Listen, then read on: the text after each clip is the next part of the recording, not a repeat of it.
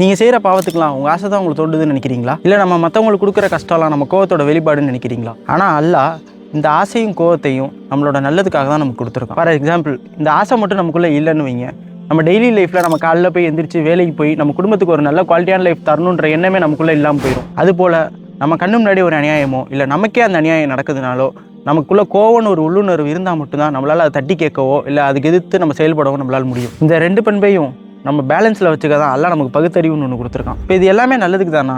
இப்போ இங்கே உண்மையுமே பிரச்சனை தான் என்ன?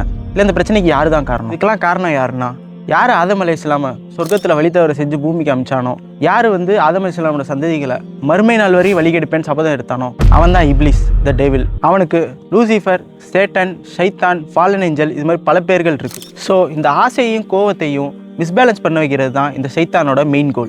இவன் ஒவ்வொரு மனிதனையும் வழிகெடுக்கிறதுக்கு ஒரு மாதிரியான தந்திரங்களை யூஸ் பண்ணுறான். ஒரு நாட்டோட ராஜாலேருந்து ஆரம்பித்து அந்த நாட்டோட கடைக்கோடி மனிதன் வரைக்கும் இவன் வழிகெடுக்கிறதுக்கு விதவிதமான தந்திரங்களை வச்சிருக்கான். ஸோ இந்த பலவிதமான தந்திரங்களை பற்றி தான் இமாம் அல் ஜவுசி ரஹ்மத்துல்லாஹி அலைஹி தன்னுடைய டிசெப்ஷன் ஆஃப் டெவில் தல்பீஸ இப்லீஸ்ன்ற புக்கில் டீட்டெயிலாக சொல்லியிருக்காங்க. இந்த புக்கில் இருக்கிற கண்டென்ட்ஸை டீட்டெயில்டாக நம்ம பல எபிசோடில் பார்க்க போகிறோம் இன்ஷா அல்லாஹ்.